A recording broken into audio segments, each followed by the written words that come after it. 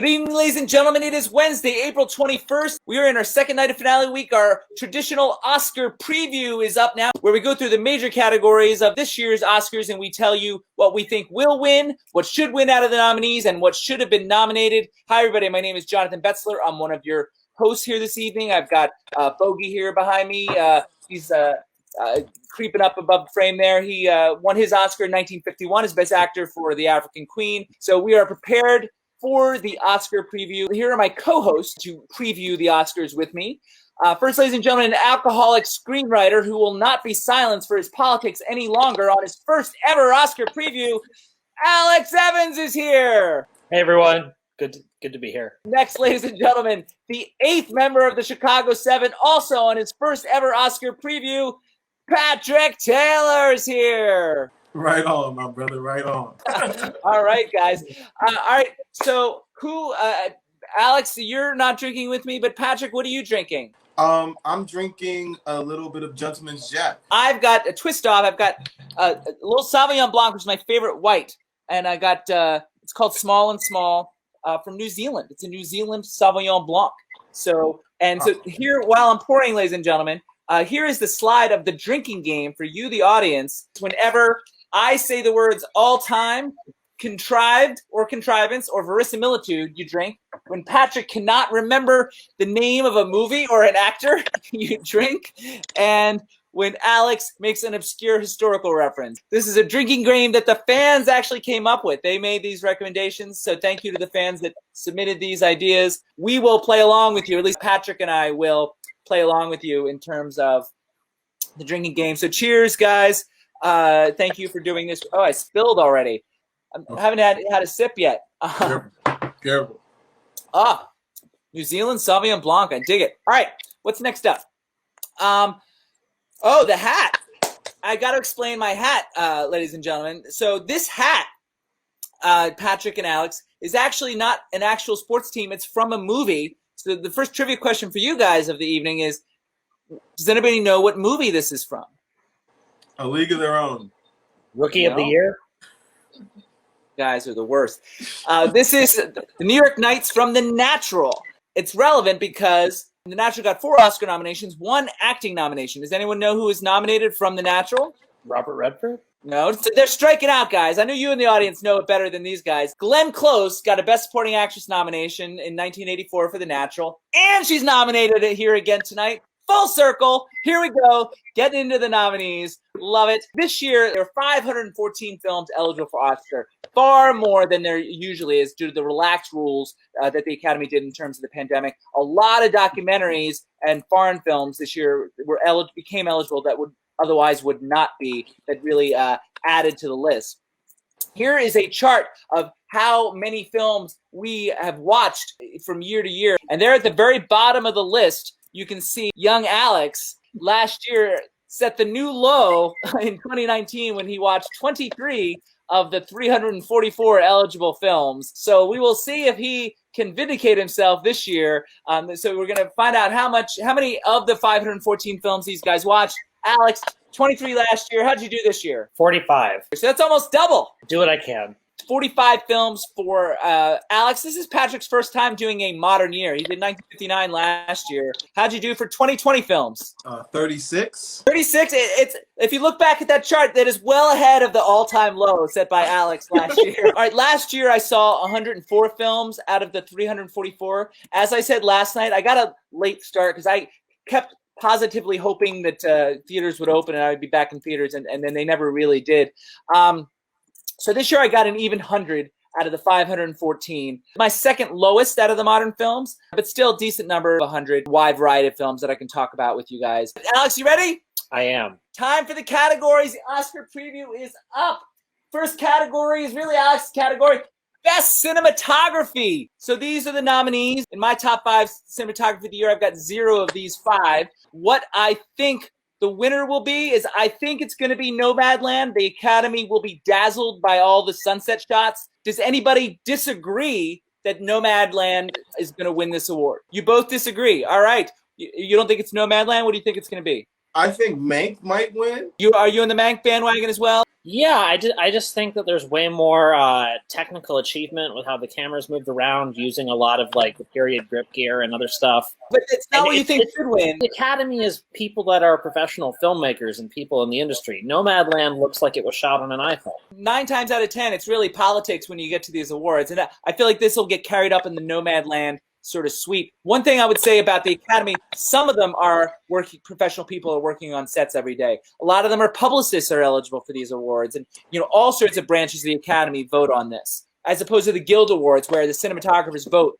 on what is best and so forth and so on. I just felt like Nomadland is a handheld camera in national parks. But again, this is a prediction. This is not about your opinion yet. Okay. You know what I mean? Oscar pool people, you'll have to decide what you think, who you want to believe in that regard. So we have a disconnect between Nomadland and Mank. So Alex, since you're the cinematographer in the group, I'm going to let you go first. What do you think should win out of these 5 nominees? I think out of the nominees, Mank should win. I was pretty impressed with a lot of what they pulled off in it. That they created what looked like a 35mm camera from the 30s using a combination of older equipment with like cutting-edge digital camera bodies. And we reviewed Mank on episode, you were on that show, weren't you? 62.1? Yes, I was. Yeah, I'm going to jump in here because I'm with you. Out of these nominees, I actually also think Mank is the most accomplished cinematography. They actually used to separate black and white cinematography versus color cinematography because they are, in many ways, very different skill sets. And I've always found, personally, black and white to be more difficult. This movie is exquisite looking, though. Rich, textured, and uses the cinematography to advance the narrative more than any of these other films. In my notes, I actually negatively mentioned the cinematography of 3 of these nominees in my notes, including Nomadland. I did not like that cinematography. And for News of the World, the other cinematography that I like, there's so many exteriors, it's kind of a lower bar. It looks pretty. Give the award to the location manager. Lighting the interiors is a lot harder, especially for black and white. Patrick, is it a Mank sweep? Do you also think Mank should win? No, I thought Judas and the Black Messiah, the shots, I felt like I was there. I felt like I was with that person. And I don't care what you think. Well, I'm going to tell the audience anyway. We reviewed Judas and the Black Messiah on episode 64.1. And suffice to say, Devin and I did not like it very much at all. And particularly the cinematography. There was some cool camera movement in the film. I thought that it was overlit, something that I felt like could have been a little grittier. And, maybe almost too crafted for good. Anything on Judas and the Black Messiah before we move on? Alex? I enjoyed the film. I like the cinematography. I'm excited to see future work from Sean Bobbitt. Patrick, do you have a rebuttal, or can we move on? I mean, I feel like when you're lighting black skin, you play with light in a way that is different. But sometimes it would just use less light. I liked how he lit black skin, which is just not a normal thing that a lot of people can really pull off in a very good way. Some people just throw noir, crazy lights at their skin. But this was a very good way. I thought that the tone kind of lasted throughout the whole movie, and I really liked it. All right. So now, guys, it's time to talk about what should have been nominated. What should have been nominated that was not for Best Cinematography? Patrick? I want to say Tenet. Just keeping everything in your head and still making a movie that probably didn't make much sense, but it's not his fault. That should have been nominated as something. I admit that the film looks amazing. There's several other films this year where their cinematography, I thought, really advanced the narrative and had so many narrative problems, as you sort of intimated. I mean, might have made a top 10. It's a very good-looking film. I can't really argue with you. I just have 5 films that I think had better cinematography. Alex, anything on Tenet? I didn't see it. Cool. Then we can move right on to what you think should have been nominated for Best Cinematography that was not. Well, it'll probably come as no shock, and maybe this is a drinking game point, but it's a period drama. First Cow. I thought it created the intimacy and just kind of the weird starkness. Created a period world where I was never really left asking, like, where's that light coming from? I was always kept in the story and within the period. Almost like News of the World. Like, I just feel like it, like there's all these exteriors. I try to look for films that have a well-crafted interior. I'm looking at cinematography because, films with a lot of exteriors, it's really about the locations and the vistas that play so much into the shooting of a film. I will acknowledge that Kelly Reichardt tends to favor the visuals over the narrative in a lot of her films. That's my perception of her work. It looks interesting. I didn't necessarily think it looked good, but it definitely was focused on a lot of the visuals and the design element. It recreated the world fairly well. I'll give it that. When evaluating cinematography, like there's a lot of found shots that they're doing there. That's why I would rank some other films ahead of it.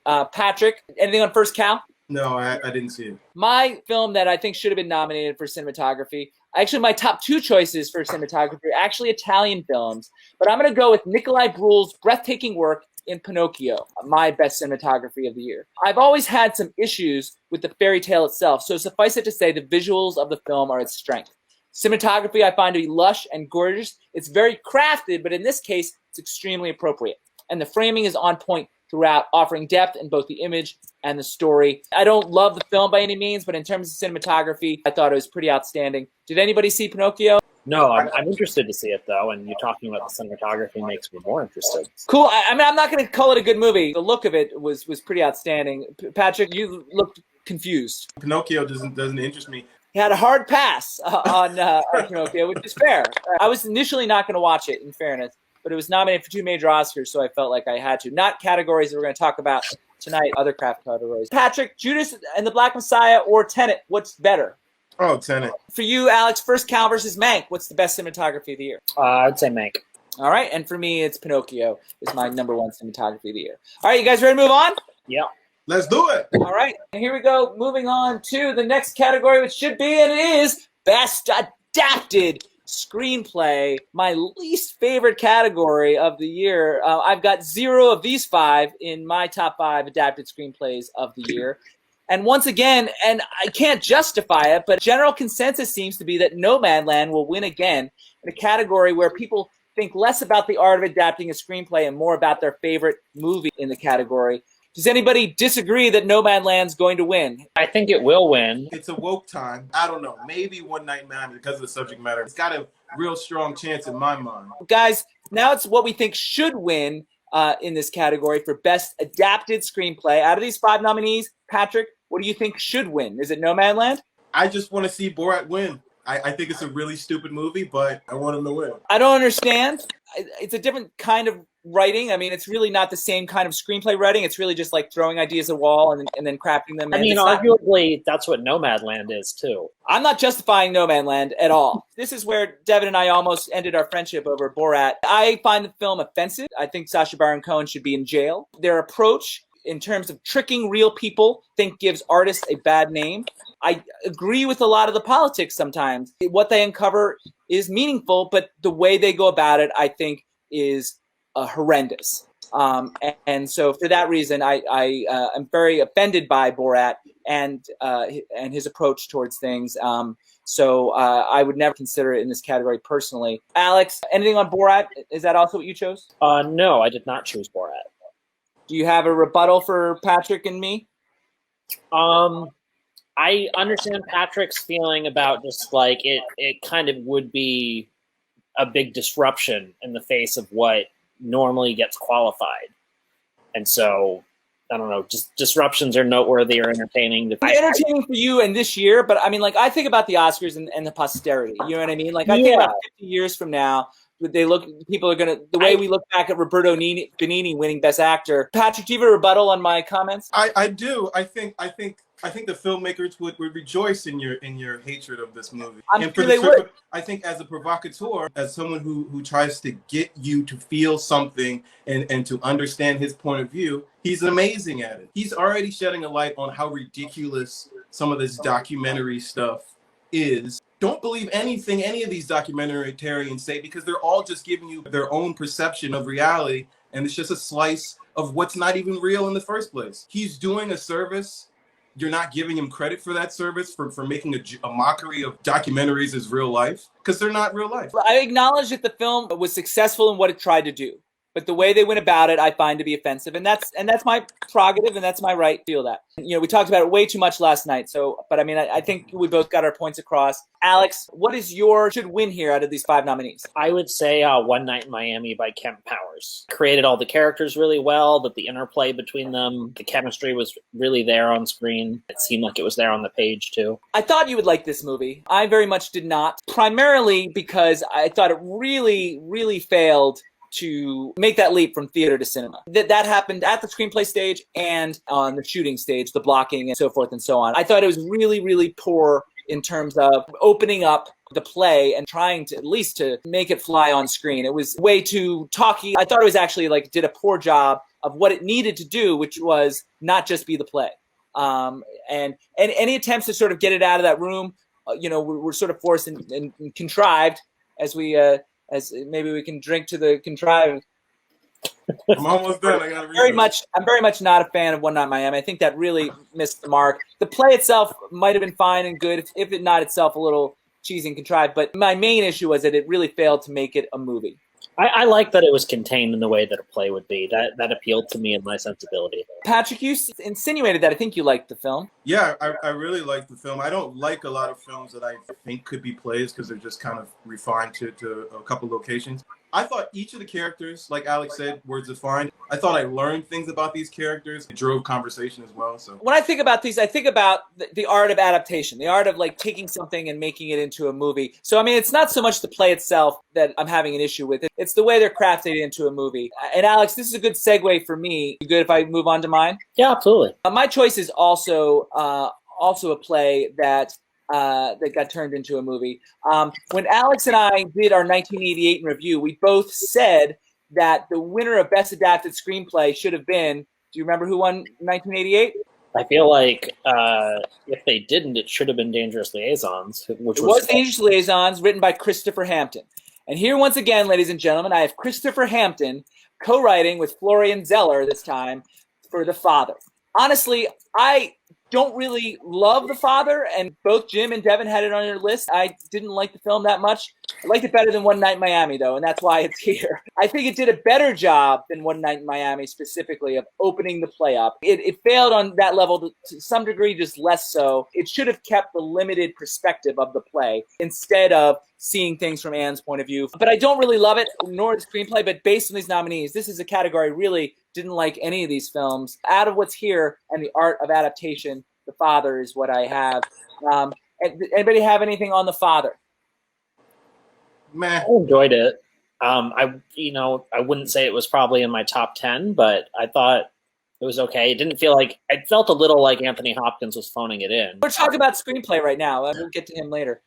All right, guys. Well, it's time for what should have been nominated that was not. So we're going to start here with Alex. Well, once again, like the last category, I'm going to go with First Cow. I really enjoyed the film a lot and thought it created a world and interesting characters very well. What the challenges of that story in that period would be. I might surprise you here. First Cow is actually in my top 5 adapted screenplays. But I mean, it is, I think, the strength of the movie, capturing the world, capturing how that world sounded. I thought they did a good job of building that. My main issues were with the execution. And Kelly Reichardt's style of filmmaking turns me off. The very sparse scene work that she does, I think, to be unnatural. But I thought the screenplay was pretty strong for what it was. So I'm kind of in agreement with you. Cool. Patrick, it's your turn. What should have been nominated for Best Adapted Screenplay that was not? I'm thinking News of the World. News of the World. I thought the world that they built was really cool and really fun. A very nuanced way to tell a story, but I thought they did a really good job. The script, I think you're right. It's really good. I liked it. It didn't make my top 5, but probably would have just missed. As a film, probably made my top 20. It did not make anybody's top 10 last night. I liked it quite a bit. It just didn't blow me away. It's a very well-crafted screenplay. Anything on News of the World, Alex? I enjoyed it. I thought it was a good period road trip movie. Alex, you good if I do mine?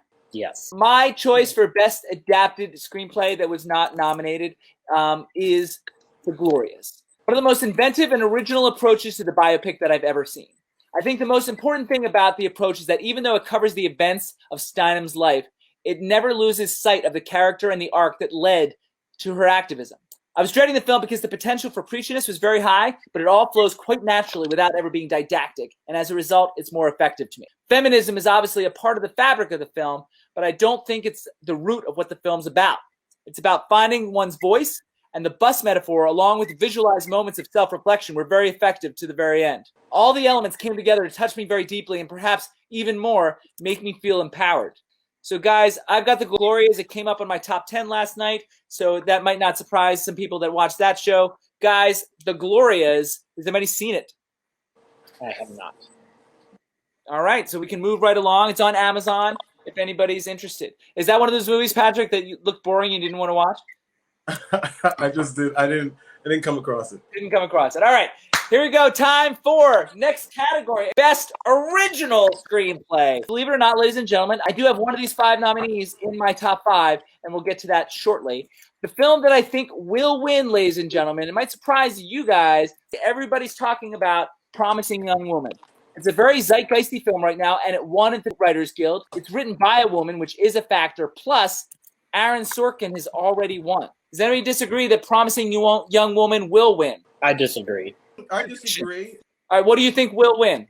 I think Sound of Metal will win. That's interesting. I haven't heard that one at all. What do you think will win, Alex? I think Judas and the Black Messiah will win.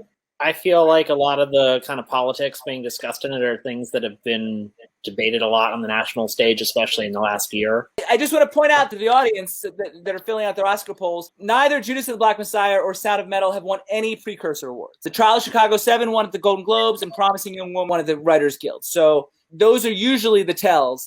Bear that in mind when filling out your polls. Now it's time for Should Win. Let's see. I have Alex. What should win out of these 5 nominees? I'm going to once again say Judas and the Black Messiah. I thought it was a really good screenplay that went into kind of explaining who Fred Hampton was. You clearly did not watch our show, episode 64.1, because I would say Judas and the Black Messiah is one of the worst screenplays of the year.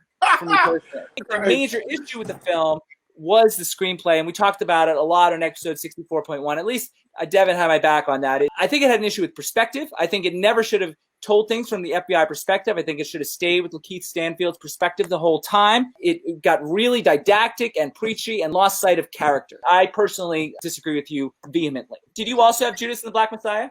No, but I vehemently disagree with what you're saying. Though I do think it should have been, the perspective should have been shifted. I mean, it was a great movie. I obviously don't agree with that. I learned something, and I enjoyed that the screenwriters took the time to show me a side of this world that I had never seen. But I mean, like, the fact that you've never seen it or not isn't really a factor. I'm just talking about dramaturgical story structure. I want to say something about a world that I had never seen. But that's not what I think should win. Okay, all right. So what do you think should win? I think Minari should win for the same exact reasons. Them diving into a world that you think you know, but you don't know. I really enjoyed it. And I thought it was cute. I thought it was heartwarming. I thought it was informative. I thought it was like an American story that I just had never seen. If Judas and the Black Messiah is my least favorite of the Best Picture nominees, Minari is number 4. I agree that it was good. I would say it's sweet and well-meaning. It reminded me of Places in the Heart. One of my issues with the screenplay is that it's a little episodic, and so the film, I felt like, lost momentum in places. I thought it got a little cloying in places. I thought the characters were well drawn. I did like how the attempt to make it very realistic and grounded. Minari is good. I just had quibbles with it. I'm so curious what you're going to pick. Well, actually, my pick, it was my number 2 film of the year that came up last night. And it's the film that I was going to start because I thought we would all agree that, based on the prognosticators, that Promising Young Woman would win, because I actually think it should. It was the one on this list that made my top 5 original screenplays. I expected a hate-filled tale of an avenging angel, and while that was present, writer Emerald Fennell earned that by digging into the understandable deterioration of Cassie's soul, making it real, vivid, and to me, not salacious in any way. It's a good, tight script without ever feeling overly contrived, and it all felt plausible to me. And it does so in a highly entertaining way, which is the key to getting me invested and interested. For those of you that are fans that watch the show, you'll notice that I will really give points to a movie that has meaning and is entertaining at the same time. I have Promising Young Woman as my number 2 film of the year and the best original screenplay. Thought the script was okay, but I felt like the movie really dragged. That's another thing I'll disagree with vehemently. I thought it was almost pitch perfect from an editing point of view.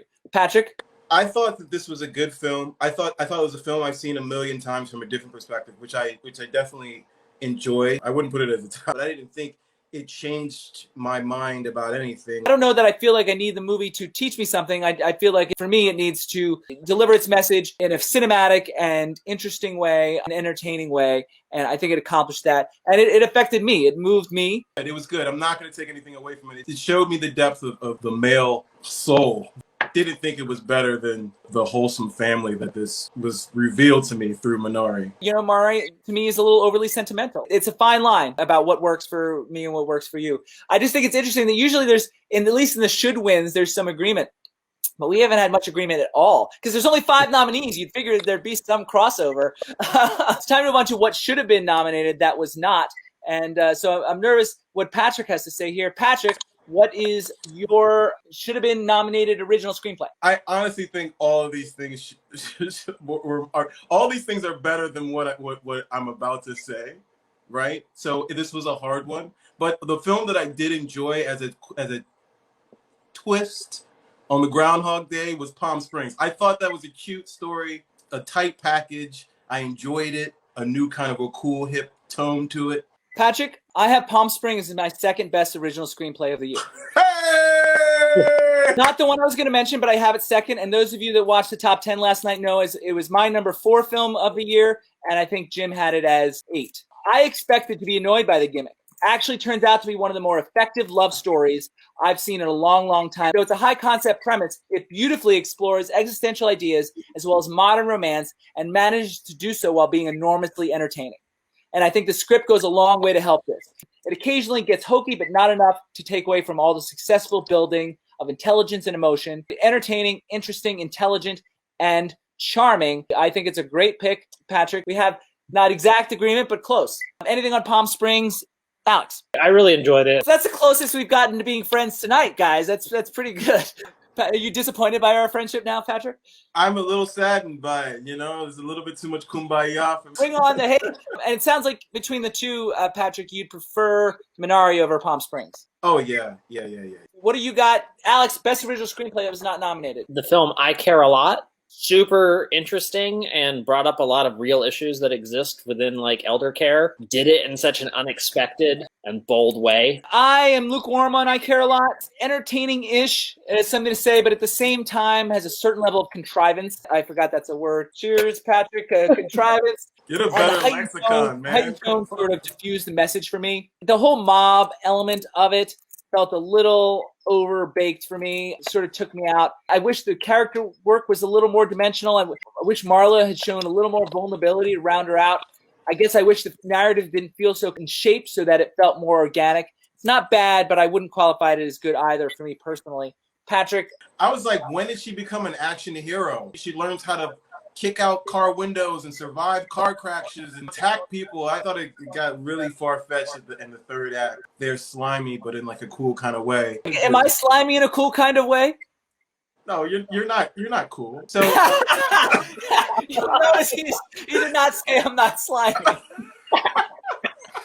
It was all right. I wouldn't put it in any category though. I may not be cool and I may be slimy, but I kind of agree with what Patrick said. That's sort of in line with what I was thinking. Rebuttal. I liked it. Neither Patrick or I knows how to argue with that. I mean, everything about it was up to 11. The cinematography was super stylized and not realistic at all either. Yeah, I mean, fair enough. It just didn't necessarily appeal to me in that regard. All right, you guys good? Can we move on to, I think it's my turn, yeah? Yep. This is a film that neither of these guys have probably even heard of. My best original screenplay that should have been nominated that was not is a super interesting premise that became a very special movie. 9 Days from director Edson Oda shares some elements with the animated film Soul in that it's about the 9 days where certain souls interview and compete to be chosen to live on Earth. Very imaginative and does a really good job establishing its world and working within its limitations. And how it grapples with the light and dark of the human experience is powerful, but it's also about the experience of movie watching.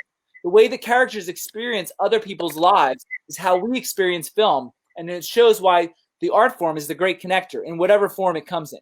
I think the film is also about sensitivity. It worries about those who are uniquely sensitive and their ability to withstand some of the horrors of life, but then discovers those are often the same people who become artists that provide the images that we consume to enrich our lives. As much as sensitive people are vulnerable to the world, they are also essential and worthy of protection. In that sense, I find the screenplay to be gorgeous. I'm always saying that fantastical ideas need to be executed in a grounded manner in order to be effective, and I think this is a perfect example of that.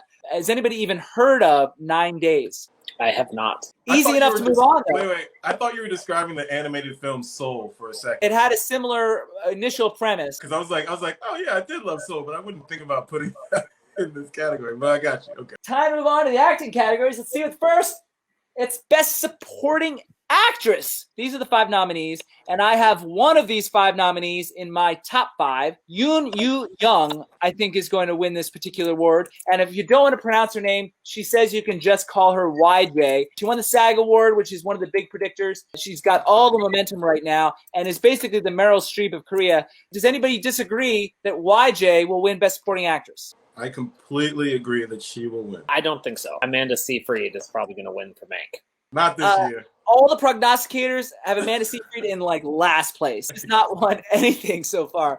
It was a weird category at first because Jodie Foster won the Golden Globe. It's basically been YJ since then. Maria Bakalova won the Critics' Choice Globe too, I think. She won a Best Actress in a Comedy Globe because they separate comedy and drama. It's been YJ at the SAGs, YJ at the BAFTAs. I haven't heard anybody talk about Amanda Seyfried. I'm not saying you're wrong. I'm just laying out the reasons why I'm predicting why I'm predicting. Yeah, my prediction's probably based on my wild imaginary stereotypical perception of what an Academy member is like. It's funny because, I mean, right now the Academy members are all about diversity. So it seems to me that Amanda Seyfried would be the person they would steer away from the most. So, Patrick, I wasn't going to start with you, but I will because it tipped your hand a little bit. It sounds like you think YJ should win. Yeah, I think that she should win, and I think that she will win. And the realness and the beauty and the connection that this family had, she was a strong part of that. I love this movie because of the closeness and the chemistry between these actors and between the family. And you can't take any of them out. I think a lot of them should have been nominated. The family was amazing, and she's a part of that. I had her in 6th place. I knocked her off at the list at the very last minute. I thought she was good. I think at the very end, she overdid some of her moments. They were a little cheesy. Like, I'm being nitpicky, but when choosing between what I chose and her, I sort of gave the edge in another direction because I feel like some moments at the end were a little overwrought. Alex, do you also have YJ? I do have her as should win.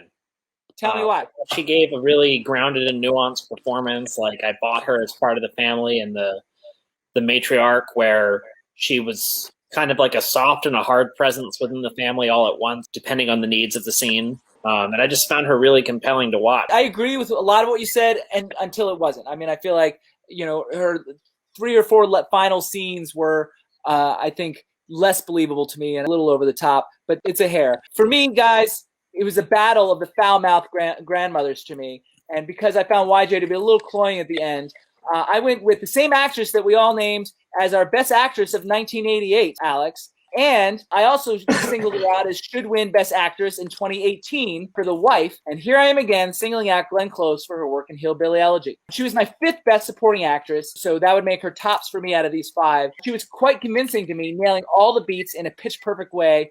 And yet another departure for her, that she disappears into this character. The movie has some major narrative issues. I couldn't deny that the performance was balls to the wall strong. It's a suspiciously Oscar baity role in terms of acting skill. I thought she performed it beautifully. Did you guys watch Hillbilly Elegy? I did, and I thought the entire film bumped. I thought her and Amy Adams, it was some of the worst performances I've seen from either of them. Yeah, I just really, really did not like the film. I didn't love the film, but I disagree with you about the performances. I thought they were both strong. Amy Adams didn't make my top 5, but I considered her. I thought Glenn Close was outstanding, and I'm sorry that you didn't feel that way because I felt strongly about it. Patrick, did you watch this film? Hard past it. All right, fair enough. So time for Best Supporting Actress who should have been nominated. That was not Patrick. Who do you have? If Best Supporting Actress was how to deal with a script that's not necessarily good but do a good job from it, I would say the actress from Tenet did a really good job just kind of keeping up with the nonsense. Elizabeth Debicki. Elizabeth Debicki is one of my favorite actresses. I named her as Best Actress of the Decade.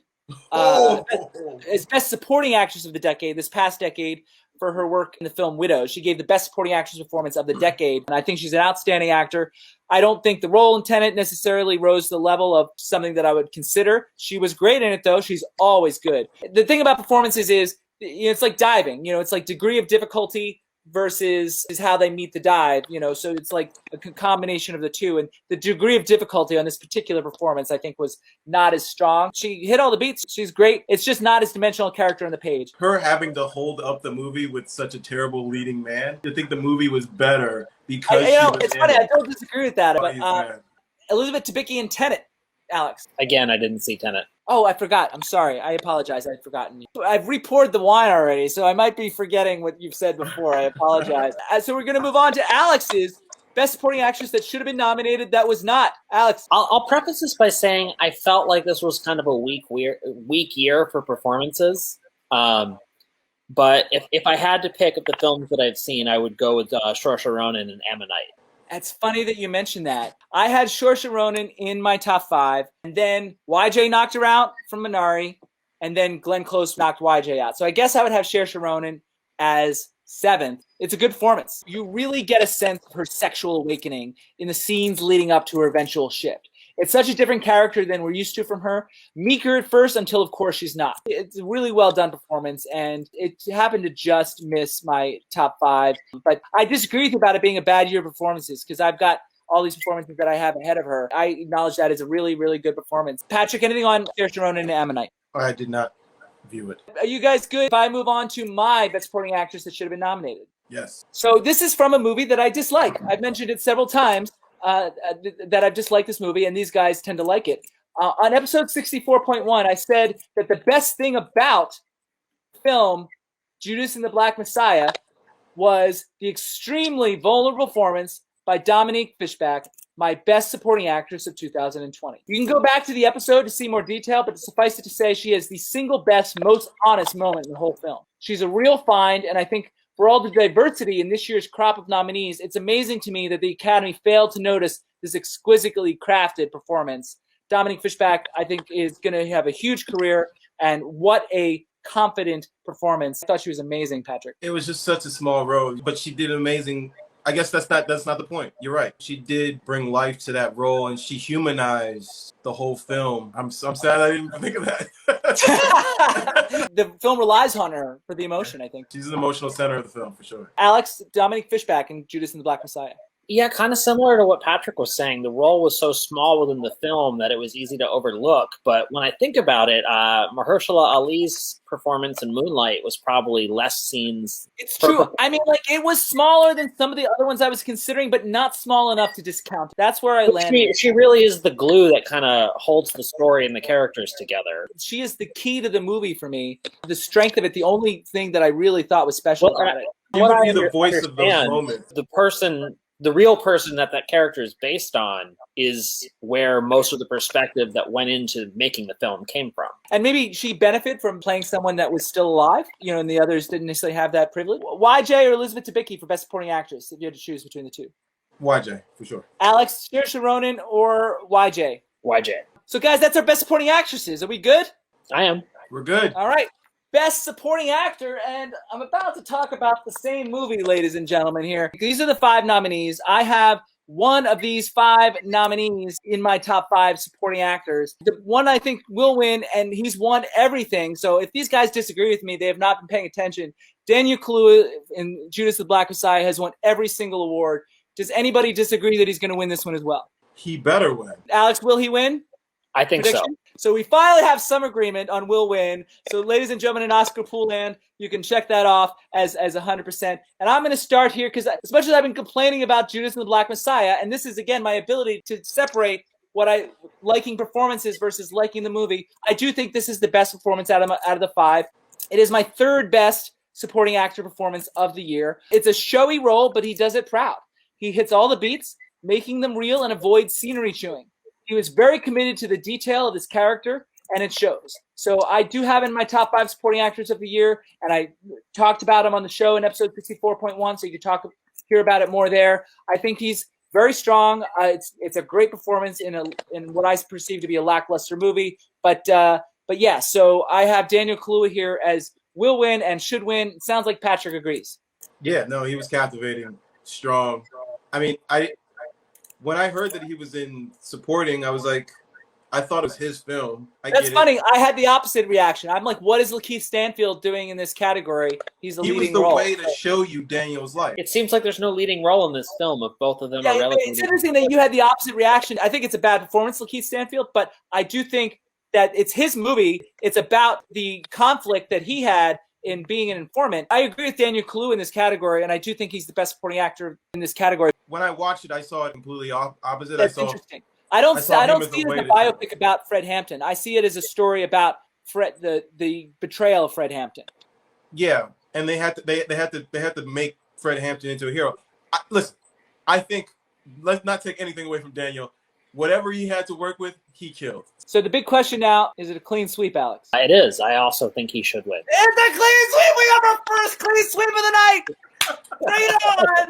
Finally, some agreement. This happens a lot more usually on the Oscar previews, but not tonight. Alex, anything to add? I thought his accent work was really good. Seemed like a big departure from a lot of his other roles. Certainly a long way from Johnny English. Fair enough. All right, we got a clean sweep, guys. Patrick, I'm going to move to should have been nominated. You good? Yes, good. All right, let's find out what should have been nominated that was not. Alex, you get to go first. I'm going with Bill Burr, The King of Staten Island. Not the greatest film. I felt like he did a good job supporting it and kind of driving the film forward. Performance made you buy into it more than you would have otherwise. I agree with the first part of the statement, not the second. I dislike the film a lot. And as far as Bill Burr is concerned, I don't particularly perceive that as a performance. Feels like an extension of his comic persona. Variations on his stand-up. I didn't really see a lot of depth to his performance. And I didn't hate him, and he has some funny moments. It's funny because Belle Powley actually made my top 5 supporting actresses. So as much as I disliked the movie, I thought she turned in a unique performance. Not that I didn't enjoy Bill Burr, I just didn't think he was acting much, personally. Patrick, do you have anything on Bill Burr and King of Staten Island? No, I also made the mistake of watching that trailer. I was like, hard pass. Hard pass. He's tough. Patrick would never have watched my movie if he watched the trailer. Do you have a rebuttal for me, Alex? No, I'll just say that, like, for sure, I would pick Daniel Kaluuya over Bill Burr for the category, and I'm sure Bill Burr would agree with me. I'm sure Bill Burr would be amazed that you even mentioned him at all. Patrick, Best Supporting Actor, who was not nominated that should have been? I think Delroy Lindo from The Five Bloods should have been nominated.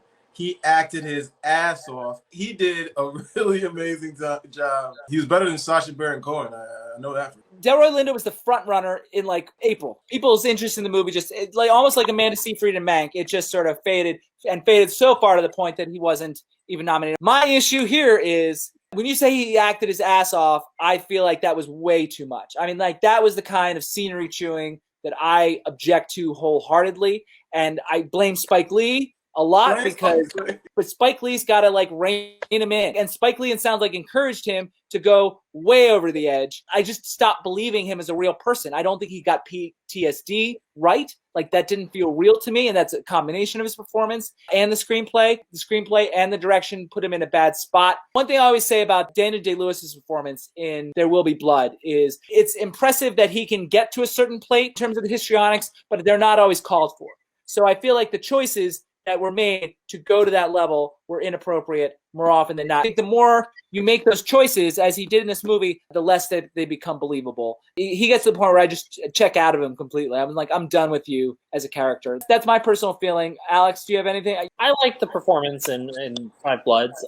And I'll say I feel like kind of a hallmark of Spike Lee's films is like larger-than-life operatic characters. So reining people in and making them be more subdued performances, it wouldn't be a Spike Lee film in the same way that. I don't respond to those other performances similarly. He chewed the scenery like it was well-buttered movie popcorn. Patrick, you had a rebuttal. I do feel like it's a matter of the director saying, give me 10, give me 5, and give me 1, and they use the 10 when they should have used the 5. But I mean, I can only react to what I see. Right, but you know it's Spike Lee, so you know he's going to give you 10 for no freaking reason. You can say that about any of these performances. Any performance, the director has such a large say in what the performance becomes, good or bad. And we acknowledge, the actors, it's funny, Spike Lee actually is the one that first told me, not personally, but when I heard an interview with him, he said, when performances are good, actors get the credit. When performances are bad, directors get the blame. He's not entirely wrong. I try to be above that.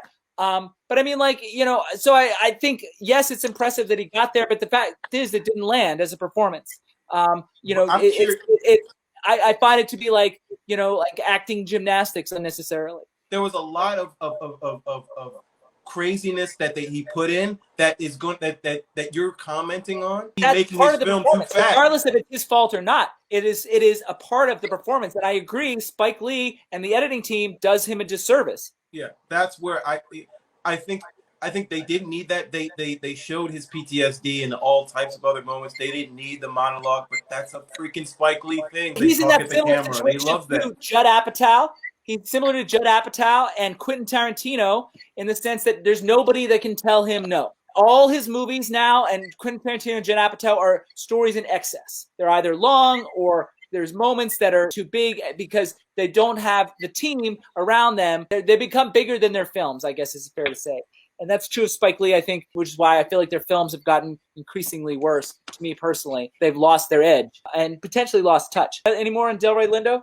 No. For my Best Supporting Actor that should have been nominated that was not, I am going to go with a movie that you guys have both brought up in other categories. And I think it's interesting that out of my top 5 supporting actors of 2020, 4 of them are minority actors or underrepresented actors. But for whatever reason, as it turns out, my number 1 supporting actor of the year turned out to be another white guy. In Minari, longtime character actor Will Patton plays a far-out character that could have rapidly deteriorated parody. But he's so grounded, so committed to the point that not only does he feel real, he becomes very likable and identifiable in spite of some very extreme quirks. It's quite a high-wire act that I think turns to poetry. I think it's wonderfully realized work from an acting point of view, in my opinion. Will Patton as the neighbor and farmhand in Minari. It was great. I believed him in that country way that Bible thumpers have. It was great. That was another role where they edited him just right. I'm sure he just went off in some time, you know, and they picked the right moments. He still performed the right moments. You're right in that he probably brought more to the role than what was on the page, because some of that stuff, I don't know, it just felt like 80% of actors would take that way too far and try to really play up the Bible thumping aspect of it, but he got to be a person that really believed those things and didn't necessarily inflict them on others. To me, I think it's what could have been versus what he delivered was such a difference that I think it's really special. I'm apologetic that I didn't think of him. I do think he was great. Alex, we've been talking a lot. It sounded like you agreed. Yeah, I agree. I thought he gave a very sincere performance, that it wasn't a parody or a cartoon of rural people. I think the character worked in the film, and I thought he did a good job. Cool. Guys, we're going to move on. You guys good? Let's do it. All right. I just want to make sure. I hate moving on without double checking with these guys, because then they're like, whoa, I didn't get to say what I wanted to say. Moving on, ladies and gentlemen, to Best Male Actor in a Leading Role. And out of these 5 nominees, I have one of these actors in my top 5, and we'll get to that. This is another slam dunk, I think, guys, and we'll see if you agree. Chadwick Boseman is going to become the 3rd posthumous acting winner of all time, joining Peter Finch in 1976 for Network and Heath Ledger in 2008 for The Dark Knight. Does anybody disagree that Chadwick Boseman has this in the bag? Yeah, I think he will win. I disagree. This is just predictions now, Patrick. Who will win if not Chadwick? Riz Ahmed. You think Riz Ahmed is going to win? Mm-hmm. What are you basing that on? On the sheer understatedness of his restrained performance. I think you're evaluating these predictions as if the Academy members are taking this into consideration. Yo, I love Chadwick. This movie regardless, was not good. people are rooting for him to get this acknowledgement, regardless of how good he is. And I don't think he's that good, personally, but in this movie, suffice it to say, he has won everything except the BAFTAs. He did not win BAFTAs, which was kind of a surprise, but I still think he's going to win here personally. Riz Ahmed, as good as he was, has not won a thing. I'm just saying it so the audience knows when they're filling out the pools. It wouldn't be the first time that somebody won without having won any precursor awards, but it is very rare. All right, so let's start with Patrick. Sounds like you think Riz Ahmed should win? Yes, amazing performance. I got chills the way he acts with his eyes alone, the pain that he uses, the things he describes with just his facial reactions. I thought it was amazing. On the very first episode of the No Name Cinema Society, way back in February 20th, 2015, it was an Oscar preview, and I named Riz Ahmed as Best Supporting Actor of 2014 for his work in Nightcrawler. So I've been a fan of Riz Ahmed for a long time. I did like this performance in a movie I thought was but I would say that he got knocked out of my top 5. Probably 6, maybe 7. I don't remember exactly. Can't say it's not a good performance. It is a good performance. And he's a tremendous, tremendous talent. I've been singing his praises for years. And you can go back to see that episode and you can see me talk about him further. I don't really have a major objection. I have him in second place personally in this category. Alex, do you also have Riz Ahmed? I do also have Riz Ahmed. I thought it was a really good, nuanced performance, and he really captured, just as Patrick said earlier, just how scary it is to lose the physical ability to do the thing that you define yourself by. It's really the director I have objection with in terms of the scene work. I feel like there are a lot of times that he left the actors out on an island, and some of the scene work devolved into bad improv, and the actors were left having to repeat themselves time and time again. And I really don't blame the actors for that because they stayed in character. But I'm like, Darius Martyr, the director, I'm like, God, you got to cut away from that, or you got to adjust that on set. You're not doing your actors any favors there. I had issues with the scene work. The performance, I have no real quibbles with. It's a very complete interpretation of a character. I didn't wind up picking him. Are you guys ready for my choice? Let's see it. And the fight that is about to come? You intimated, Alex, that you didn't like this performance. To me, the only good thing about The Father is the freakishly seamless performance of Anthony Hopkins. And in recent years, I've actually had a tendency to not enjoy Anthony Hopkins. We all were on that show where we talked about Hearts of Atlantis. He's a good actor that tended to overdo moments. If he did segue to histrionics in this performance, he earned it. To me, there was no artifice in this performance, no twinkle in his eye or unnecessary elongated pauses. This was different. To me, his confusion and fear was palpable. It seemed to me that he was really fully inside this man's head. It was really impressive, almost scarily so. And I'm saying that as someone who didn't really like the movie that much. The movie made both Jim and Devin's top 10s. Not mine. It's my 6th favorite of the 8 Best Picture nominees. But the performance is my 3rd favorite of the year. I thought it was extremely impressive. I wish they hadn't gone away from his perspective, similar to my issues with Judas and the Black Messiah. I think that the performance was kind of amazing. Alex, you intimated that you disliked it intensely. No, I didn't dislike it intensely, and I thought it was a good performance. It's just, I don't think this made the impression that, say, Silence of the Lambs or some of his other big titles have. I don't disagree with that, because Silence of the Lambs is such like a showy, like, big moment, kind of a almost overly crafted kind of a performance. Like this was a more grounded trailer performance moments than that for sure. I just didn't find it as memorable. Again, I'm just looking at like the craft of acting, or what I perceive to be the craft of acting, and in that I couldn't deny how just exquisitely crafted this performance was. And again, I was annoyed because the movie wasn't impacting me, but I was just really impressed with his work. It's time to talk about Best Actor should have been nominated that was not. And Alex, who do you have? I have Mads Mikkelsen in Druk, or the American title, Another Round. He had to get in the Danish title. The whole film's about different levels of being drunk, and thought he played with the nuance of that decently and found the comedy in very Danish way. In a very Danish way. I had Mads Mikkelsen in my top 5 last year for his work in the film Arctic. I had Mads Mikkelsen in my top 5 in 2013 for his work in The Hunt. I think Mads Mikkelsen is a tremendous, tremendous actor. I think it's a great performance in Another Round. Did not make my top 5. I just had a number of performances that I had ahead of him. A lot of it has to do with degree of difficulty. This was potentially an easier performance compared to some of those, compared to Arctic and compared to The Hunt. Have you seen Another Round, Patrick? Yes, I thought it was phenomenal. I love that actor. I thought it was a great film. I just didn't put it on my list. I had so much fun in this film that I forgot to look at the performances because it was just a fun film. All right, Patrick, you don't have Mads Mikkelsen. Who do you have should have been nominated that was not? Well, what's the actor from Call of the Wild? All right, let's drink. Harrison Ford. Harrison Ford. Now, playing against a CGI dog, I don't know how you do it. Which was a dude in a green screen suit. I know. I didn't think it was a good movie. It's so interesting when the actors it's just you and a random object in a green screen room. I think just the level of difficulty is actually pretty cool. Degree of difficulty is a factor. So Harrison Ford in Call of the Wild. Yeah. Harrison Ford is my all-time favorite actor. I very rarely shortlist him, for performances. The only year I did was for 42. But I will say we did a top 5 Harrison Ford performances in episode 28.4, I think. I love Harrison Ford. I don't think it was a special performance. I had no real problem with the performance. Alex, anything on Harrison Ford and Call of the Wild? I didn't see it. Call of the Wild, one of the few movies, one of 4 movies that I actually saw in the movie theater this year. Oh my God, why? Because I'm a huge Harrison Ford fan, and it's one of 2 Jack London adaptations this year. I would definitely choose Riz Ahmed over Mads Mikkelsen for Best Actor. I assume you're Riz Ahmed over Harrison Ford. I am Riz Ahmed over Harrison Ford, for sure. Anyway, so guys, are you ready for my top performance of the year? Hold on. Now I am. Excellent. All right. Guys, I went back and forth on this one because while I knew this performance was the more complete and thorough work, the movie shifted away from this character in the second half. And I thought maybe it didn't have enough screen time to be a leading performance.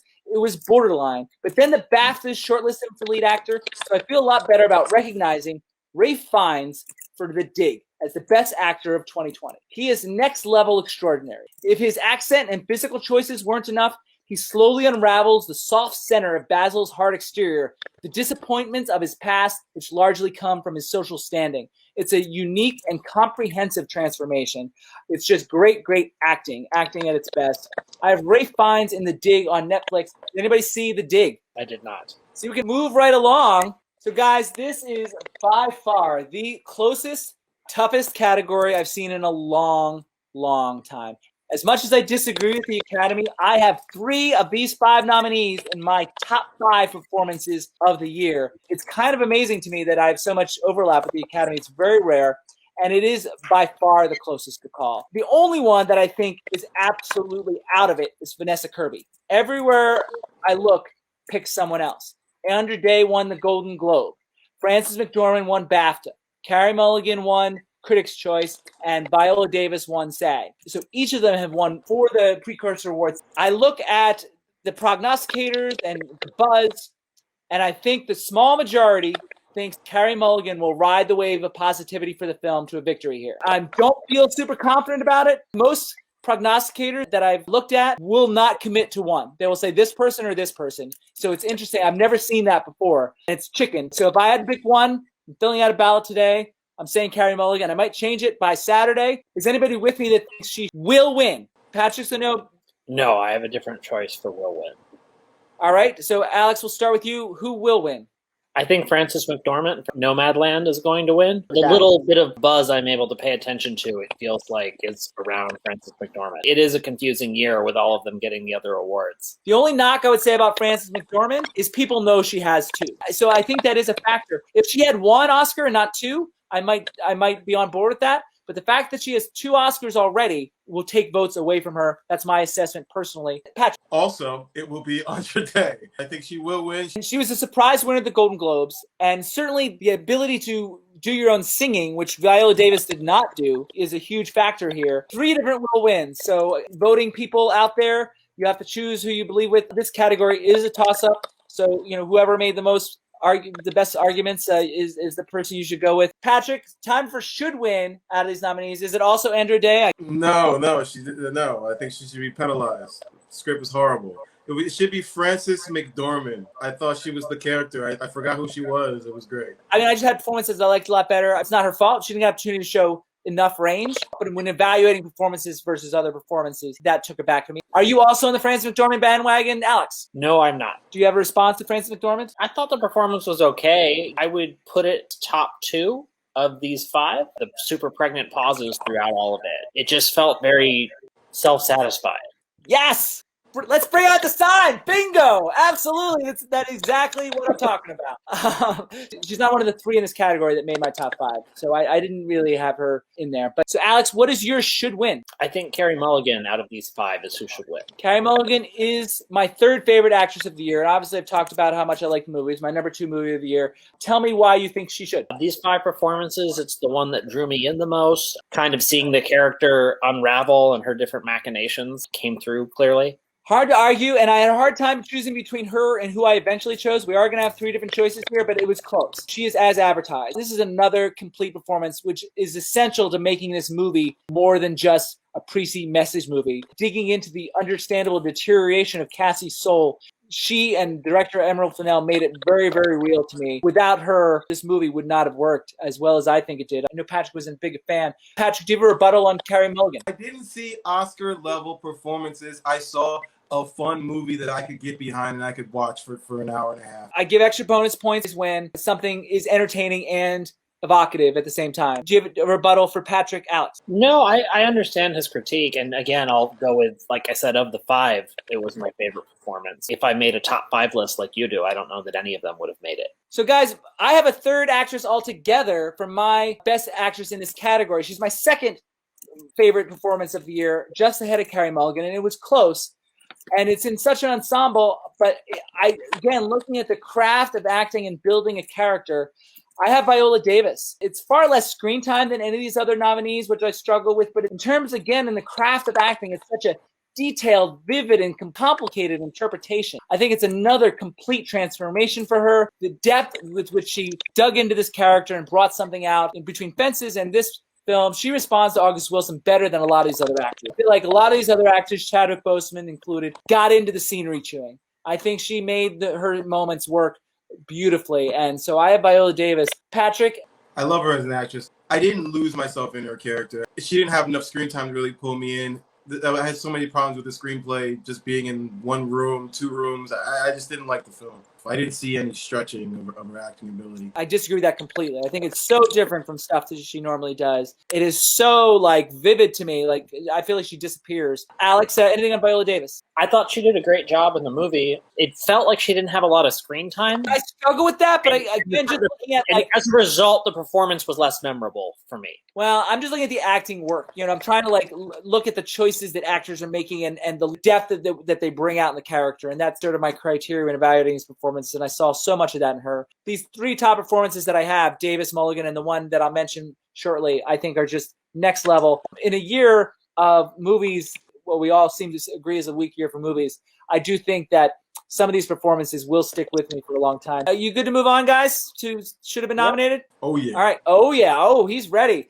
There's no way that we're going to have agreement on this one. All right, Alex, you are first. Best Actress should have been nominated. That was not. I have Nicole Beharie for Miss Juneteenth. I thought it was a really good performance of struggles of a single parent, the complex different stages a person goes through in life, and who you are at the present and who you were in the past, and those things kind of coming in conflict with each other. I thought the performance captured that well. I am a little in love with Nicole Beharie. I think she's gorgeous. So I'll say that before I rip her apart, because I think she missed it. She is very charming in the role, but she has a number of isms, little habits that don't come from the character, but instead feel like actory kind of quirks. She's not completely confident in a lot of her choices. She's not really sure what to do with her body in a lot of cases. It's a common issue and isn't a deal breaker, but I personally found it kind of distracting. And a lot of the cast in that film had awkward moments. The acting, the directing in the film felt a little young. There's naivete in some of the choices in the film. That's true of her performance as well. So it's possibly the director's fault as well. I think she flat out missed it. I think she had a lot of bumps for me. Came off to me as still an unseasoned actor. And this is probably one of the more challenging characters that she's had to play. I think she didn't quite get there. And Patrick, have you seen Miss Juneteenth? No, I didn't see it. Rebuttal, Alex. I enjoyed it. I found it believable. We'll agree to disagree. He's still my friend, right, Alex? Yeah, we are still friends. Okay, good. Because Devin wasn't so sure after we disagreed a couple times last night. Patrick, you seem excited about this. Who should have been nominated that was not? Okay, so I hated the first quarter of this film, but I think Emma, Anya Taylor-Joy, should have been nominated. I thought the film was so annoying until I loved it. I thought her performance was good. I wish that things didn't work out for her in the end, but that's just the writing. Anya Taylor-Joy has come up a lot on this show. We shortlisted her for The Witch the year that came out as one of the best actresses of the year. We have mentioned her several times in the recasting segment, including Devin and I recast the film from our 1988 in review, Mystic Pizza. We chose her to play the Julia Roberts role. We're big fans of Anya Taylor-Joy, and I would say this performance is outstanding for the first 90% of it. For most of the movie, she nails it. She played the role with appropriate competence and aplomb. She nails almost every moment until she doesn't. There's a moment late in the movie where she has to get emotional. It's the first break in Emma's character, and she whiffs. To the point where I blame the director. If a character can't make crying believable, if an actor can't get to that emotional place, as a director, you need to find a different way. Because a lot of times the not crying or coming close to crying or trying to hold yourself from crying is a lot more effective. She wasn't able to reach the emotional level required in a believable manner. I feel like she missed that little bit, and that kept her off my list. Definitely a top 10 performance for me. She just missed that last beat, and that was enough to take her off behind some of these other, what I consider to be excellent performances. I know Alex disagrees. I'm glad you brought it up, and it is a really good performance almost. We're big fans of the actor, so I'm certainly not mad about you mentioning her. Alex, anything on Anya Taylor-Joy and Emma? I didn't see it. So for my best actress, I had an actress interpreting a role that was born on the stage. And here I've got another actress interpreting a role that began on the stage. Perhaps it's my Irish heritage, but I thought Emily Blunt was magnificent in Wild Mountain Time, based on the play Outside Mullinger from one of my favorite playwrights, granted, John Patrick Shanley. She seemed to channel Maureen O'Hara in The Quiet Man with her vivid impetuousness and self-righteous temper. Her emotions are clear without ever needing the histrionics some of these other performances relied on. She manages to communicate her character's needs thoroughly with careful, honest choices that were very cinematic. Guys, did anybody see Wild Mountain Thyme? I did not. Emily Blunt, my best actress of 2020. Guys, let me real quick ask you, Patrick, is it Frances McDormand or is it Anya Taylor-Joy? Oh, it's Francis. Yeah, for sure. No question. All right, and for you, it sounded like you might go with Nicole Bahari over Carey Mulligan. I'd rather see her get the award if I had to pick between the two of them. All right, guys, we're getting into some big ones now. You guys ready? Yeah. Are we doing direction or best picture next? Well, let's find out. Let's see what the next slide is. It is. It's best direction of a film. Actually, 2 of these 5 directors in my top 5. And in terms of prediction, this one is another slam dunk, I think.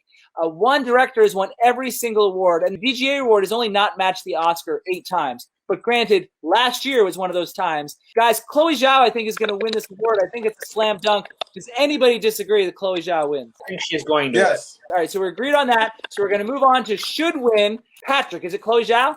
No, it's Mank. David Fincher for Mank. I love the story. I love the characters all around. The scenes, the action on screen, the settings. I was lost in old Hollywood. Strangely enough, in my top 5 directors of the year, I have 4 women in my top 5 directors of the year, and yet my number 1 is still a white male. And I'm with Patrick. I have David Fincher as not only should win in this category, but my top director of the year. In our second sound off of this past year, episode 61.4, I counted down the top 5 directors working today. And in at number 3 was David Fincher. And in the very next episode, episode 62.1, Alex and I reviewed Mank, and which I stipulated that the best thing about the film was the film direction. And as Chloe Zhao experiments with form, actual masters like Fincher show us how to make narrative films into art. And this year, I think the most expert film direction is Mank. You can tune into the episode 62.1 for more detail, but suffice it to say, at a time when the line between television and movies is starting to blur, Mank is the most cinematic film I saw this year. As I said on the show, and again last night when I named it my number 8 film of the year, I had some issues with the overwritten script, but the filmmaking is undeniable. The use of the mise-en-scène, the framing, the depth, the iconography, the sound design, the detail. It's amazing, amazing work. Textbook, how to make a great film into art. I'm with you, Patrick. We reviewed the film together. I remember Alex liking the film. I feel like he's been down on it tonight. Alex, is it a clean sweep by chance? It's not. So tell me about Mank first. Why didn't you choose Mank? I thought it was like 45 minutes to an hour longer than it needed to be. The first half hour dragged so much. Maybe you just need to get some rest before he watched the first 45 minutes. Who the heck knows? He's tired. Alex, are you in the Chloe Zhao camp here? I am not. I think Lee Isaac Chung for Minari is who should win out of the nominees. I was really impressed with the work he did getting those performances out of the child actors. That's a particularly challenging thing to do as a director, and I thought he did it pretty well. That is true. And I didn't necessarily take that much into consideration, but it is a fair point. You know, I'm sort of lukewarm in the Minari, my 4th favorite of the 8 Best Picture nominees. And in this category, I guess I would have him as 4th. Initially, I liked how he framed the inside of the double wide, using frame without a frame a lot in the foreground. And I understand there's limitations within that. Those choices started to get repetitive. Too many scenes played wide for my taste. It was interesting in the beginning, but then he kept going to that well, and I think he really needed to mix it up. And I understand there's limitations with the space. I still think he needed to find a way because it started to feel like the shot choices were not matching the moments. The moments were changing, but the shot choices were not. In terms of direction and directing choices, those are some things that bump for me. And also tone-wise, I started to feel like it veered slightly over that line of sentimentality that I've been referring to all evening, ever so slightly. There's a lot worse offenders than Minari as far as that's concerned. In terms of evaluating great direction, that is one of the reasons why I don't have him here. Do you ever want to respond to Lee Isaac Chung on Minari? He did a phenomenal job with the children. I would agree with what you said, too, about the camera direction. It got a little boring. It's funny because direction of children was a criteria for you last year for our 1959 interview. It was. Francois Truffaut. It was, and I thought that was an amazing. It was all leading children roles, so that was a little bit different. I thought Minari was captivating, too. All right, guys, I think it's time to say who should have been nominated that was not. I'm going to shock you guys, certainly, and we'll see. I don't think you get a mind. We'll see what direction. I don't know what direction you guys are going to go in. It could be really interesting. I'm going to start with Patrick, Best Director. Who should have been nominated that was not? Unpopular opinion, I guess, for the evening, or just JB. One Night in Miami, I thought was an amazing first directorial job by Regina King. The chemistry, I thought that was all Regina. That was all rehearsal. That was all her vision. I don't casting. disagree with that. I'll object in a minute, but I just want to point out that I agree with that particular point. As a first directorial, to have it be such a contained and have it be so good and not have it feel student filmy, Regina King killed this movie. Yeah, I mean, I agree with your point about the rehearsal, like scene work. And here's where I disagree, is because she staged it and blocked it like a play, and really put her editor into a corner when it came to coverage. She didn't shoot enough coverage. They constantly had to cross the line because they didn't have the right coverage because of the way she blocked it. She did not block it for camera, and the editor suffered and the film suffered. Why I think she did a poor job, and my primary issue with the film is the inability to translate it to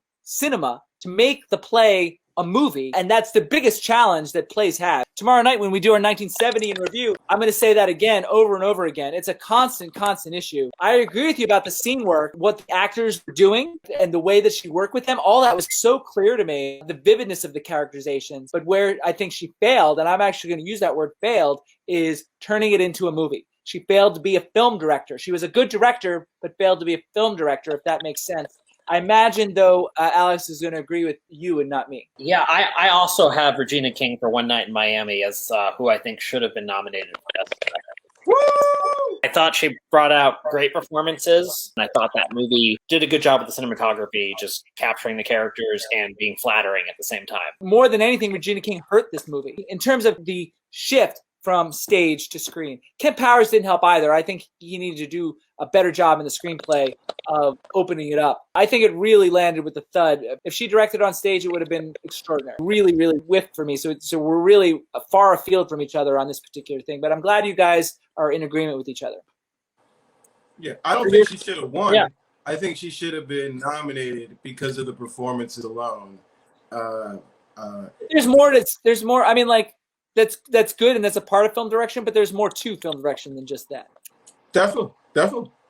I mean, but if you're stellar in one, so what are you gonna do? Do you guys have Regina King number one, or do you have David King versus Regina King? Who do you have? I have Regina King as number one. Regina King over Lee Isaac Chung. Who do you have, Patrick? Regina King or David Fincher? David Fincher. I also have David Fincher number one overall this year. In terms of my should have been nominated, I also have an African-American female as my choice for best director who should have been nominated. This is not a film that even made my top 10, but I'm choosing this director because from my perspective, she took a highly melodramatic script that granted she also wrote, and managed to de-emphasize the soap opera to make it as grounded and real as possible.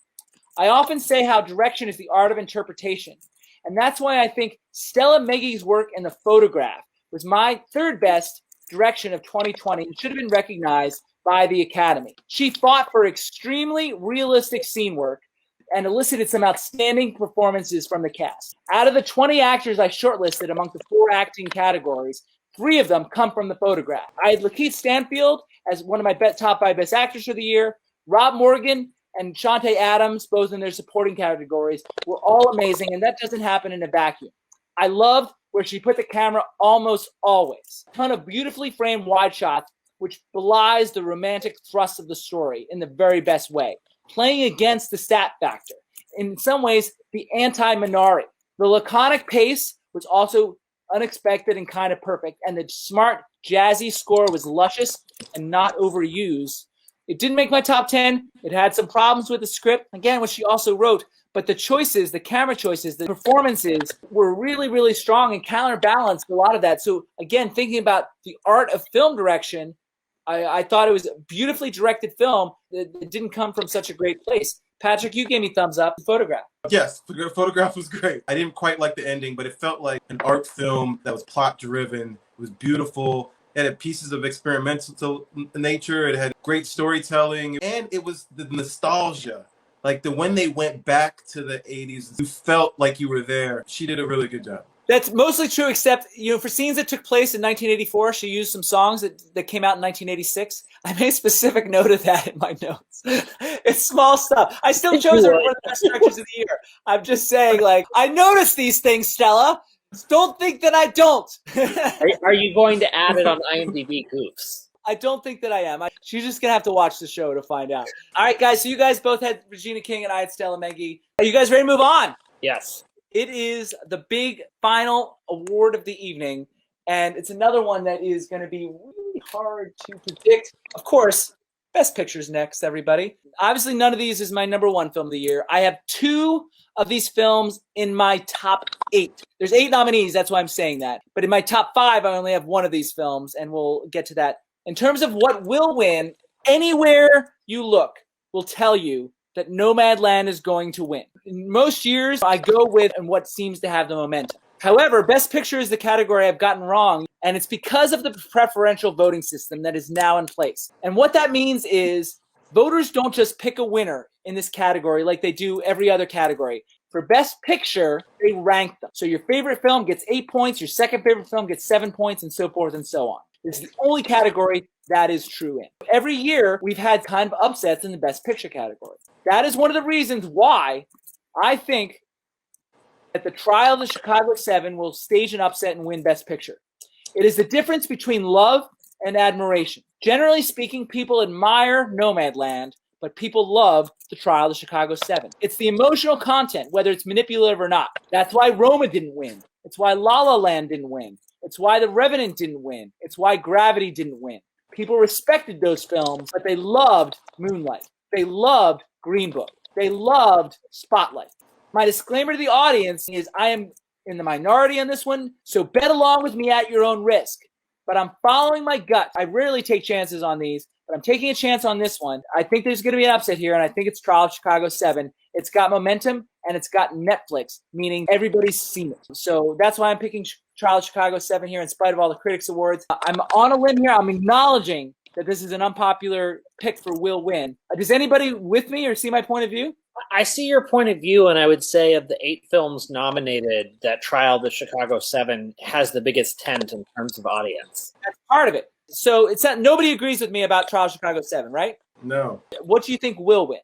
Now I'm reassured that my pick is probably right, is Mank. Because I feel like this is going to be on everybody's list. Mank, I think opened too early. The same thing with Amanda Seyfried. All buzz is off of Mank. It's sort of fizzled out in terms of momentum. That's my perception, so I understand you feel differently about it. Alex, the general consensus is Nomadland. I'm veering from that. Are you on general consensus? Yeah, I think Nomadland's going to take the award. It's a fair choice in terms of prediction because it's won everything except SAG. But it wasn't nominated from SAG because it doesn't really have much of a SAG ensemble. It has like 2, maybe 3 SAG actors in it. In terms of Alex, I think you're probably Nomadland's won almost everything. Nomadland, I think, is such a film that the rank and file Academy members will have a hard time voting for. I would say there are a lot of jobs on a movie set that, from the looks of Nomadland, didn't have people doing those jobs.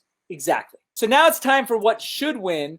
So this should be interesting. I think everybody knows what I'm going to pick at this point. What do you think should win out of these nominees? I think Minari should win. I thought it was a good, contained family story. I thought it was heartwarming. So much of the movies from this year were just so dreary and bleak. Minari was just way more delightful to watch. I mean, I have Minari 4th out of the 8. I liked it. I didn't love it. I do think it crossed over the line and being overly sentimental at some point. Patrick, do you also have Minari? No, I don't. Yeah, Minari was great. It was a great picture. I don't think it was the best. Okay, what do you have as should have won here? I think what should win is The Sound of Metal. Yeah, In this time of us having to find peace by ourselves, I feel like, him losing his hearing, it had a weird place in this COVID kind of world that we're in. I feel trapped. I felt like he felt trapped. I felt like he captured that feeling of loss and loss of freedom, of loss of creative space. I did like the performance, and I do think he captured a lot of that. As far as the film itself, I find it kind of didactic, and I probably won't surprise anyone to hear that I reject the handheld aesthetic that it's employed for most of the film. There's some good acting, but I think there's a real problem with the scene work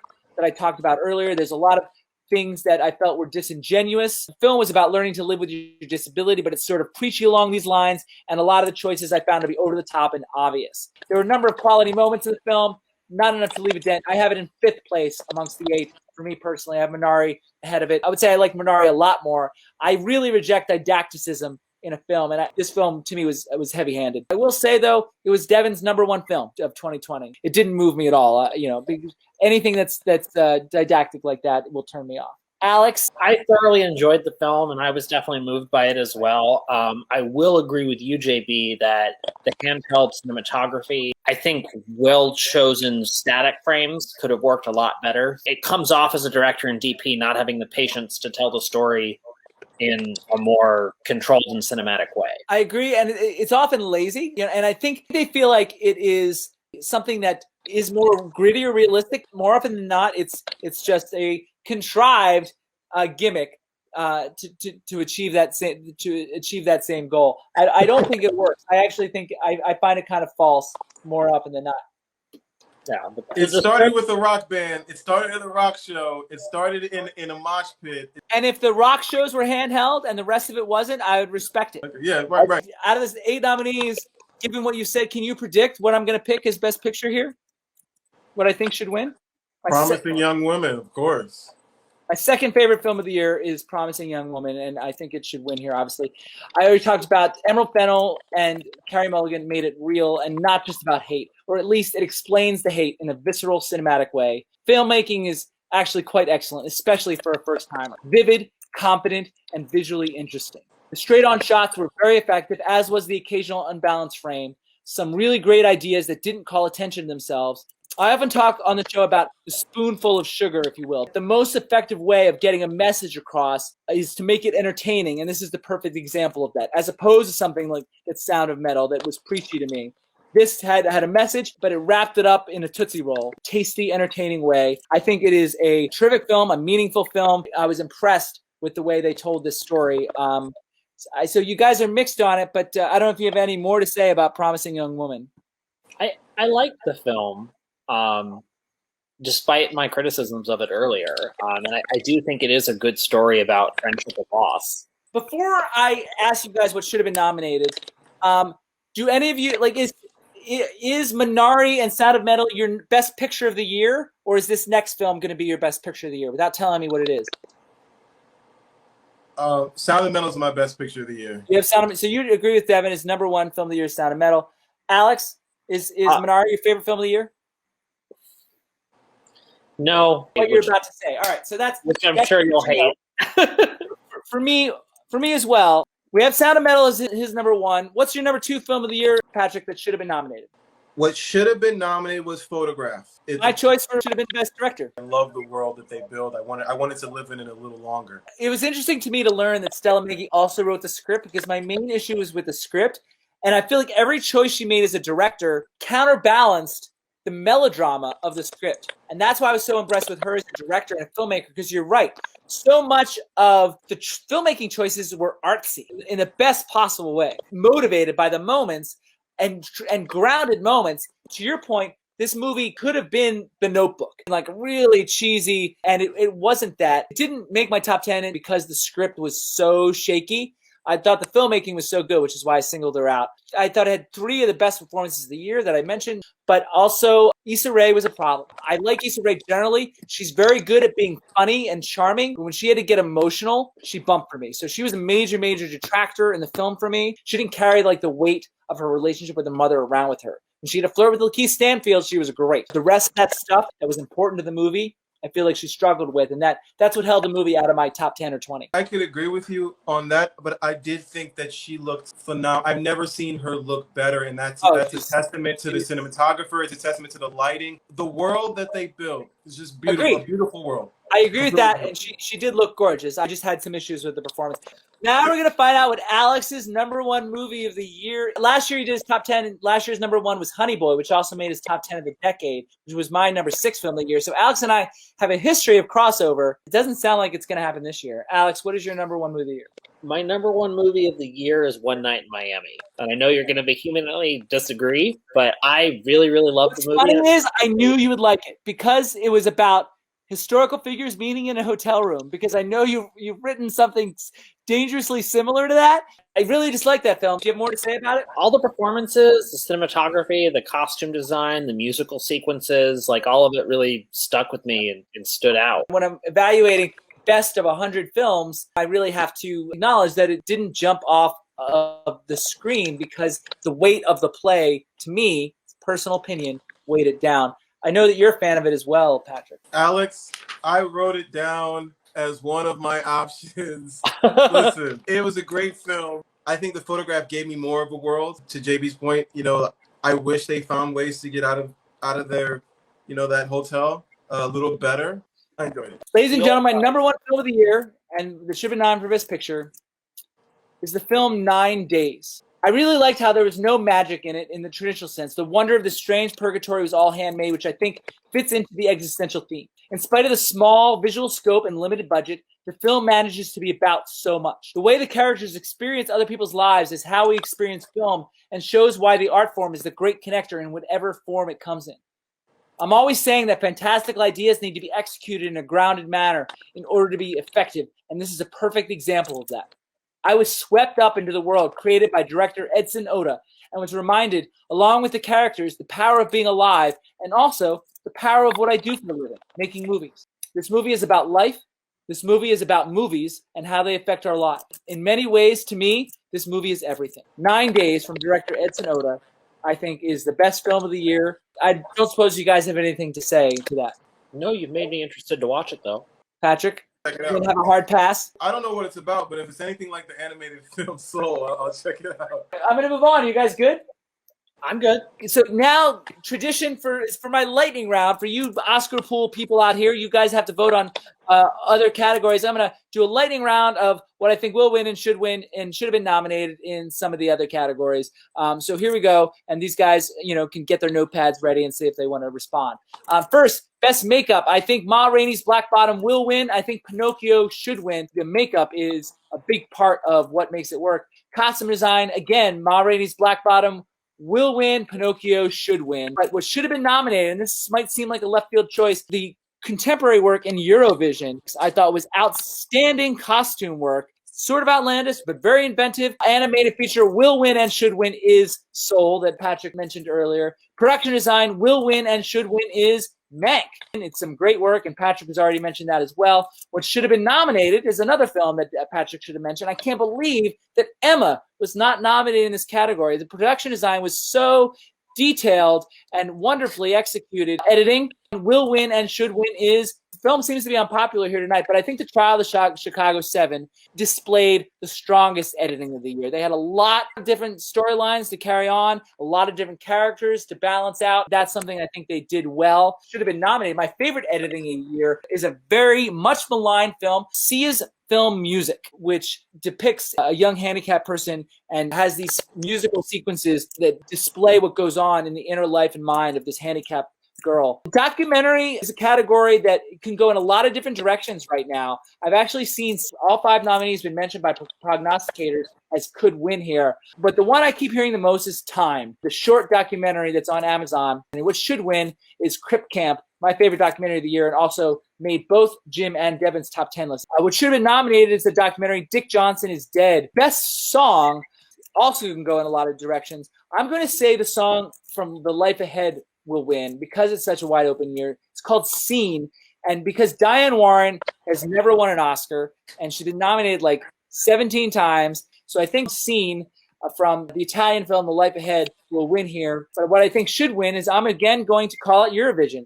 Eurovision is nominated here for Best Song for the song Husavik, also known as Hometown, I believe is the translation. It's my favorite song in a film this year. What should have been nominated here for Best Song is, again, I'm turning to the film Emma. They have this great lyrical song called Queen Bee, written by one of the actors in the film, Johnny Flynn. And it's a fantastic, unique sounding song. And finally, for Best Score, and there's a reason I'm closing with score, I think Soul will win. What should win out of the nominees, I'm actually going to say The Five Bloods here. And I'm normally not a fan of Terrence Blanchard's scores, but he's shifted his style to accommodate the movie in terms of what should have been nominated. I'm going to again turn to Patrick's number 2 film of the year, The Photograph. I thought had a brilliant jazzy score.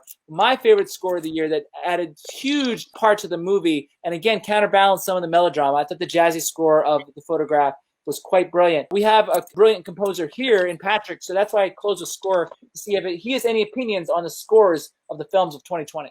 I think you're spot on with The Photograph. It almost was a character. I thought the score was amazing. So was The Photograph the best score of 2020 as a composer, or do you have something else? I definitely say it was. I got the score right. I got something right here. That's exciting. You did. All right, guys, I think it's time to close out. Before we go, do you have overall thoughts? Anything you want to say about the night in general or films of 2020 before we say goodnight? These films kind of sucked. I wasn't as happy as I was in the 1959 review. I didn't feel like I was transported to a place. I don't know. Alex, anything you want to summarize the night or the year with? This is the most amount of movies that I've ever watched in the year that they're coming out. I have the chart to prove The it. spreadsheet to prove it. It was really useful in terms of just kind of like taking a snapshot of where the art form in the industry is at the moment. One of the things that you'll discover if you watch tomorrow night our 1970 in review is it's eerie how similar, I mean, take the pandemic out of it, but politically, it's eerie how similar 1970 is to 2020. So that's my tease for tomorrow night. Tune in tomorrow night, and I'll explain that further to our 1970 in review. And it sounds like Patrick's a little jealous that he didn't get to do the 1970 in review this year. I worry that the films would be too weird because the 70s was weird.